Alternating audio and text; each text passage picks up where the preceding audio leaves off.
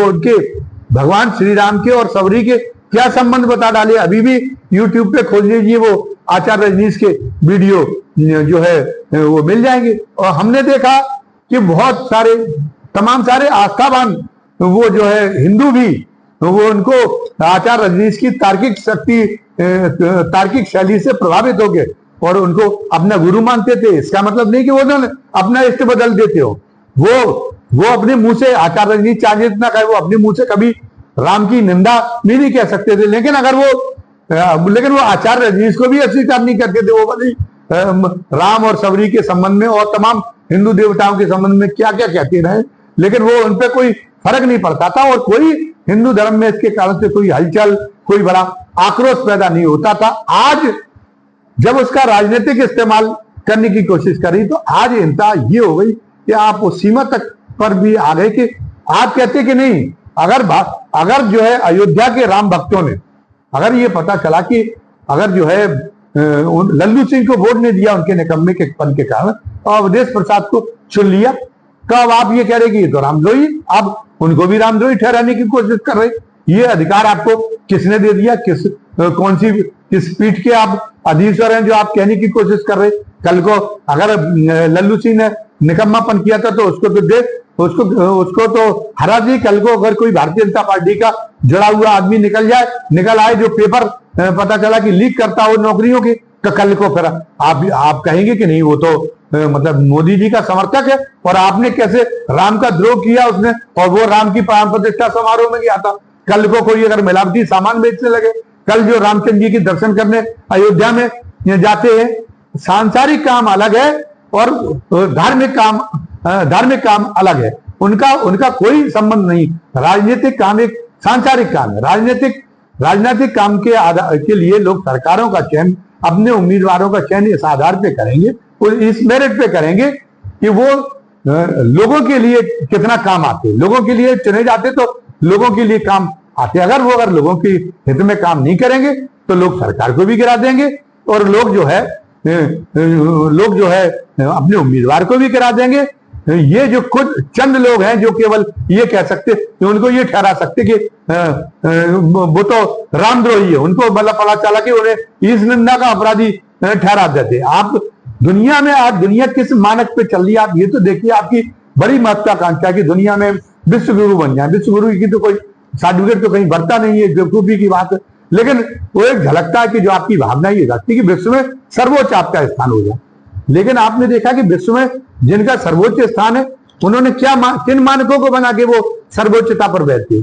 आज अमेरिका में है, अमेरिका में कोई हिंदू और कोई भारतवंशी मूल का वहां पर जो है राष्ट्रपति बन जाता है, इसलिए वो बड़ा देश बना है। अमेरिका में अभी जो हाल में जितने राष्ट्रपति बने हुए उनमें से कोई भी अमेरिकी मूल का नहीं है।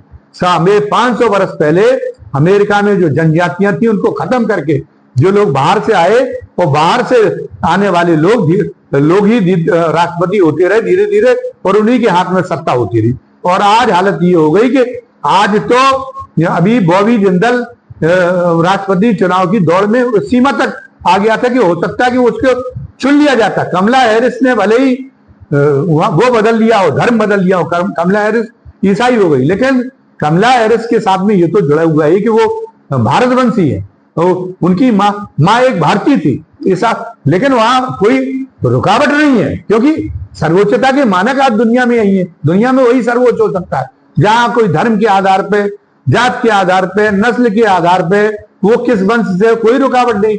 आपका ऋषि सुनक है, जात से ब्राह्मण है, धर्म से अभी भी हिंदू है और उसका परिवार बहुत कई पीढ़ियां हुई नहीं जो उसका परिवार जब ब्रिटेन में पहुंचा, ब्रिटेन के लोगों को कोई संकोच नहीं हुआ। इसलिए ब्रिटेन आज भले ही उसका दर्जा नीचे गिर गया हो, लेकिन फिर भी अभी कई मामलों में गरिमा के विश्व स्तरीय गरिमा के मामले में अभी भी ब्रिटेन बहुत ऊंचा देश पहुंचता। तो मानक ही है, इन मानकों पे अभी तक मोदी जी के आने के पहले भारत दौड़ रहा था कि हम उन मानकों पे सर्वश्रेष्ठता स्थापित करेंगे, कोई हिंदू नहीं मरेगा। अमेरिका ने तो उसका दंश झेला, वर्ल्ड ट्रेड सेंटर पे जो हमला किया गया था, आत्मघाती हमला हुआ था जो, और उस दिन तो पेंटागन तक गिराने की कोशिश हुई थी। लेकिन क्या उस समुदाय के खिलाफ वहां पे ये हुआ कि उस समुदाय के लोग नहीं वो जो है वो चुनाव नहीं लड़ पाएंगे उस समुदाय के लोगों की वजह से। तो वहां ये छपरा हो अखबारों में कि नहीं एक दिन तो ये छा जाएंगे, एक दिन तो हम कहीं के नहीं रह जाएंगे। क्या लंदन का तीसरी बार मेयर चुना गया पाकिस्तानी मूल का मुस्लिम है, तीसरी बार चुना गया, उनको भय नहीं सता रहा। और आपको जब मुस्लिम राज रहा इतने 1000 साल तक लगभग या 600-700 साल तक लगभग तो विभिन्न मुस्लिम राजवंशों ने राज किया, तब वो नहीं बदल पाए, तब भी हिंदू बहुमत में रहे। तो अब इस लोकतांत्रिक व्यवस्था में तो कैसे जो है एक दिन मतलब यानी ये इस्लामिक राष्ट्र हो जाएगा। और इस्लाम तो अभी खुद ही बहुत बड़ी चुनौतियों का सामना कर रहा है। मुझे इस्लाम में कई बातें बहुत उनके सिद्धांत की भी अच्छी लगती है, लेकिन उसका जो कट्टरता है वो आत्मघातक के रास्ते तक पहुंच गई। जो प्योर मुस्लिम राष्ट्र है उन तक में शांति नहीं, उन तक में खून खराबा और आतंकवाद चल रहा है। तो ये जो उन्होंने जिस कट्टरता को ओढ़ी उससे हमें सबक लेना चाहिए। आज वो मिटने की कगार पे, आज वो अपने लिए उन्होंने खुद एक बारूद तैयार कर लिया। हमें लगता है कि क्या भविष्य होगा मुस्लिम समाज का या इस्लामिक समाज का, क्या भविष्य होगा अगर यही स्थितियां बनी नहीं, अगर उन्होंने जो है अगर वहां पे अगर विवेक की जागृति नहीं हुई, अगर वहां पर ये सिरफिरेपन को नहीं दूर किया गया तो ये क्या स्थिति होगी। तो राहुल गांधी ने जो एक सवाल उठाया है कि एक हिंदुत्व है, अब आप ये भी कह रहे कि राहुल गांधी, अरे जो लोग ये कह रहे हम उनके बाप दादों से ये पूछना चाहते कि आखिर नेहरू परिवार है क्या। आप जो भारतीय जनता पार्टी का आईटी सेल है वो तो पहले दिन से जब से मोदी जी प्रधानमंत्री बने तब से वो झूठ को फैला रहा कि नेहरू जी तो मुसलमान थे और नेहरू जी तो हिंदू थे ही नहीं, और हिंदुओं के बड़े विरोधी।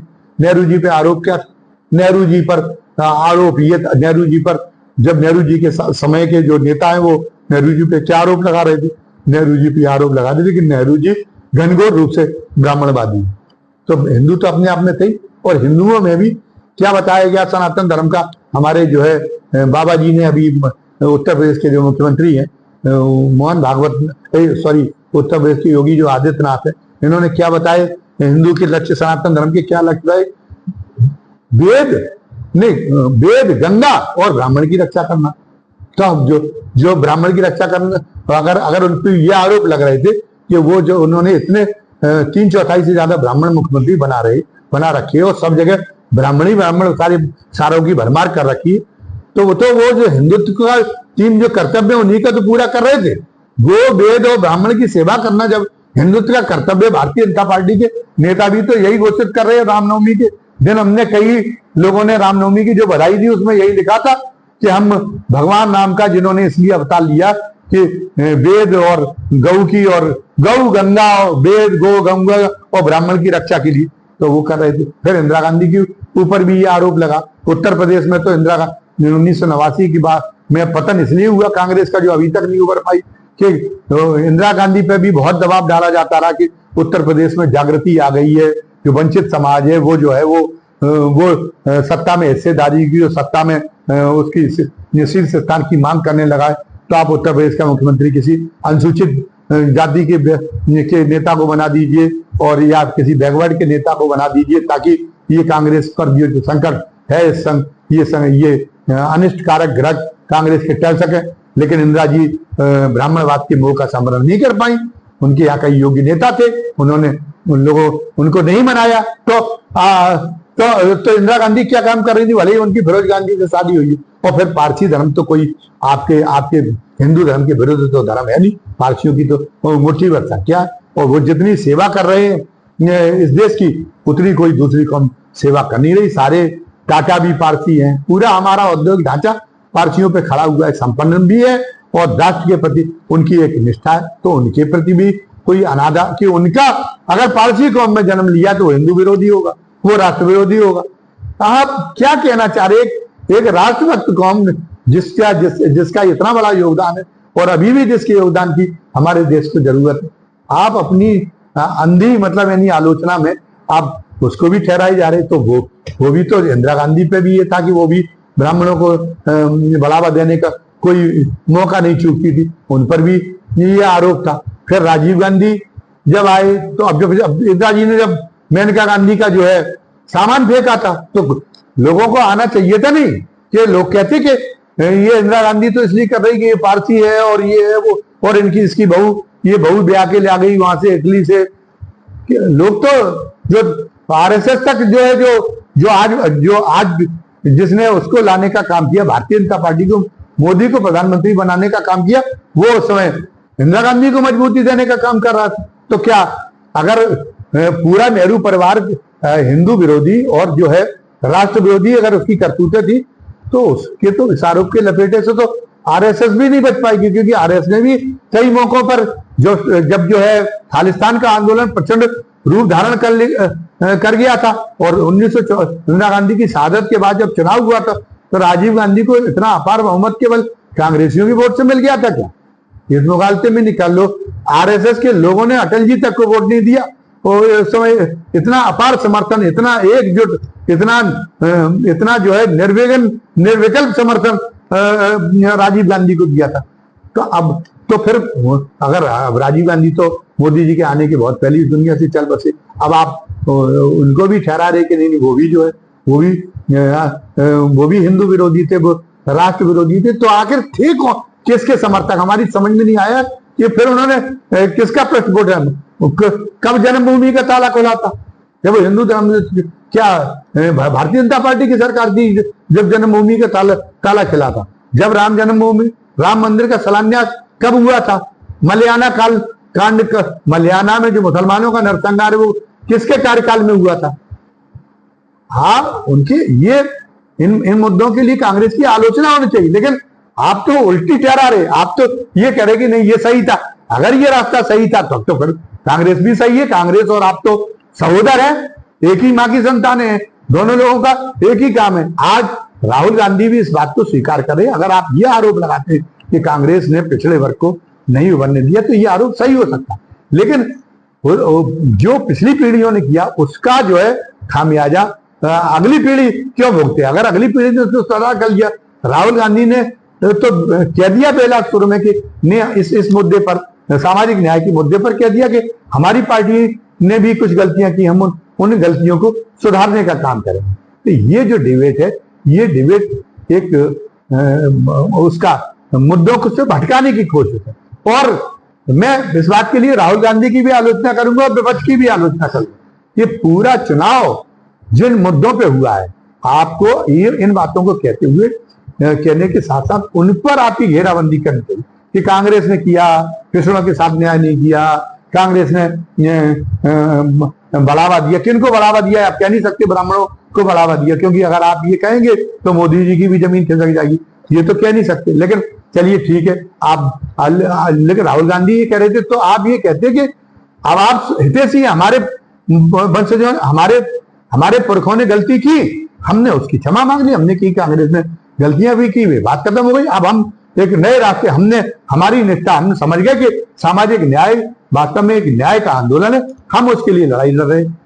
हमें उसके लिए गुनहगार कैसे ठहराया जा सकता है? कोई किसी के पिता ने हत्या कर दी हो तो क्या पुत्र को भी हत्यारा ठहराएंगे आप? पिता ने हत्या कर दी, उसके बाद उसकी बात समाप्त हो गई तो वो लोग चले गए जिन लोगों ने पिछड़ों के साथ न्याय नहीं होने दिया। लेकिन आज हम तो पिछड़ों के साथ, वंचितों के साथ न्याय की झंडा बरदारी करते हुए आगे लड़े और इसी मुद्दे पर हमने चुनाव लड़ा। तो हम आपसे पूछना चाहते कि अगर आप भी उनके शुभचिंतक हैं और हम भी उनके शुभचिंतक हैं तो आप हमारे साथ आइए, नहीं जातिगत जनगणना कराइए, आरक्षण का दायरा बढ़ाइए। आप जो अनुसूचित जाति जो उनपे भारत सरकार के सचिवों में है, सारे प्रमुख पदों पर और इतनी बड़ी संख्या में केवल जनरल कास्ट के लोग हैं, आप वहां संशोधन करिए। आप निजी क्षेत्र में भी आरक्षण को लागू करिए, लेटरल एंट्री में भी आप आरक्षण को लागू करने का काम करिए, उच्चतम न्यायालय में भी आप आरक्षण को लागू करने का काम कीजिए। शक्ति के जितने पद है उन पर आरक्षण को, उन पर जो है आप उनको न्याय दिलाने की कोशिश करें, इससे प्रोफेशनलिज्म भी बढ़ेगा। अभी क्या है कि अभी जब परंपरागत रूप से जो जातियां ऊंचे पदों पर बैठती हैं तो वही समझती है कि हमारी बखौती है, और उन्हें जब लगता है कि अगर हमने जो है अगर हमारी बखौती छिन जाएगी, वो अपनी बखौती के प्रति उनका इतना मोह है, तो वो कोई अगर ऐसा अवसर आता है न्याय करने का जिससे उन्हें ये लगता है कि ऐसी नजीर बन जाएगी, जिसके आधार पर हमारी ये बकौती छिड़ सकती, तो वो प्रोफेशनल ईमानदारी दिखाती नहीं, वो तो नंगे होके जातिगत पक्षपात दिखाते। और उसका नतीजा ये कि वंचित जातियों के भी लोग जो आते हैं वो भी जो है वो भी यही काम करने लगते हैं। उनको जब अवसर मिलता है वो दर में बैठते हैं तो वो भी अपने सबसे पहले अपनी जाति को देखते हैं और उसके साथ में पक्षपात करने की कोशिश करते हैं। ऐसे कोई एक आधुनिक व्यवस्था संचालित नहीं हो सकती। एक आधुनिक और एक सक्षम व्यवस्था के लिए इस दोष का निवारण करना बहुत जरूरी है। और इस दोष का निवारण तभी होगा जब सभी जगहों पे बराबर के पद मिलेंगे। जब बराबर के पद मिलेंगे तो बराबर की संपन्नता सभी वर्गों में आएगी और जातियां और जो विवाह है, जो अभी जो वैवाहिक सिस्टम है हमारा, जो अंतर एक जाति का आदमी अपनी जाति में विवाह करता है, उसकी वजह से अभी जो जाति व्यवस्था मौजूद है इसके टूटने की स्थिति पैदा हुई, क्योंकि वर्गीय आधार पर शादियां होने लगेंगी। अभी हम देखने लगे, हमें दिखाई देता है कि डॉक्टर के पेशे के लोग अपने डॉक्टर के साथ ही शादी कर, डॉक्टर लड़की हो या डॉक्टर लड़का हो, वो डॉक्टर ही जीवन साथी यथासंभव ढूंढता है। अगर एक आईएएस लड़का है या आईएएस लड़की है तो वो भी अब कोशिश करने लगे, बहुत सारे ऐसे उदाहरण आने लगे कि वो अपना जीवन साथी उसी को ढूंढने की, भले ही वो ब्राह्मण लड़की वो आईएएस, और अगर उसको एक अनुसूचित जाति का लड़का मिल जाता है जिससे उसके विचार मिल जाते हैं आईएएस लड़का, तो वो इसके साथ में विवाह कर लेते हैं। ऐसे अब तो दर्जनों उदाहरण बन चुके हैं ऐसी। और जो क्रीमी लेयर पे हैं, जो सामाजिक बंधनों से परे हो गए, इतने ऊंचे उठ चुके, उन सब में होने लगा, क्योंकि उनमें वर्गीय सोच विकसित हो गई। तो अगर आप इस आरक्षण को लागू कर देंगे तो इस आरक्षण के लागू करने से न सवर्ण का नुकसान होगा, न जो है न दलितों के और पिछड़ों के अधिकारों का आनंद होगा। इससे तब तक इस आरक्षण को जारी रखिए जब तक सभी को बिना पक्षपात के और नौकरियों में प्रतिभा के आधार पर अवसर नहीं मिलने लगते, तब तक आप उस स्थिति को बना दीजिए। और फिर उसके बाद में वर्गीय आधार पर विवाह होने लगेंगे, किसी को जाति व्यवस्था से मोह नहीं रह जाएगा और एक ऐसी व्यवस्था का निर्माण हो सकेगा इस देश में जो व्यवस्था बहुत निष्पक्ष तरीके से, बहुत ही प्रोफेशनल ईमानदारी के साथ में, बहुत ही प्रोफेशनल कुशलता के साथ में काम कर सकेगी। और फिर यहाँ के चाहे वो न्याय प्रशासन हो, चाहे यहाँ का नागरिक प्रशासन हो, और चाहे यहाँ दूसरा कोई प्रशासन हो, उसकी एक तारीफ होगी कि नहीं, अगर शासन चलाना, प्रशासन चलाना अगर किसी से सीखना है तो हिंदुस्तानी से सीखिए। तो क्या कोई हिंदुस्तानी नहीं चाहता कि दुनिया में उसको इस रूप में नवाजा जाए, उसको लोग एक श्रद्धा और एक आदर और एक इस रूप में सम्मान की भावना से देखें? हर हिंदुस्तानी चाहता है। तो इसलिए हम समझते हैं कि हर हिंदुस्तानी हमारी इस बात के साथ में होगा। तो इसलिए हिंदुत्व का मुद्दा राहुल गांधी जी आप भी छोड़िए और मोदी जी आप भी छोड़िए, बात उस असली पते की बात कहिए कि जातिगत जनगणना के बारे में और पिछड़ों के आरक्षण के में कोई किसी तरह की हकमारी न हो, जो 10 साल के भारतीय जनता पार्टी के शासनकाल में हुई है, वो हकमारी न हो। ये सुनिश्चित करने के लिए आप क्या आश्वासन देना चाहते, क्या कदम करना चाहते? हमें उम्मीद है कि आज का हमारा यह वीडियो आपको निश्चित रूप से पसंद आया होगा और अगर आप भी हमारे सुझावों से सहमत होंगे। अगर आप इन सुझावों से सहमत हैं और न भी हैं, हो सकता है कि आपके बारे में, आपके मन में इन बिंदुओं को लेकर और कुछ नए विचार हो तो कमेंट बॉक्स में जरूर लिखिए। तो जो आज नए दर्शक हैं उन्होंने हमारे इस वीडियो को देखा और उन्हें ये विचारोत्तेजक वीडियो, हमारा वीडियो बड़ा विचारोत्तेजक लगा हो और उनके अंदर ये लालसा पैदा हुई हो कि हमें हमारे सारे वीडियो आपको देखने को मिलते रहें, तो उनसे हमारा निवेदन है कि वो ज्यादा से ज्यादा संख्या में खुद भी हमारे चैनल को सब्सक्राइब और लाइक करें और साथ ही अपने अन्य साथियों को भी प्रेरित करें और साथ में बेल आइकॉन, घंटी की आकृति का बटन भी दबा दें, ताकि जो आपकी जो तमन्ना है, आपकी जो मुराद है कि हमारा हर वीडियो आपको देखने को मिले, वो आपको उसकी सूचना आपको मिलती रहे, नोटिफिकेशन आप तक पहुंचता रहे। धन्यवाद।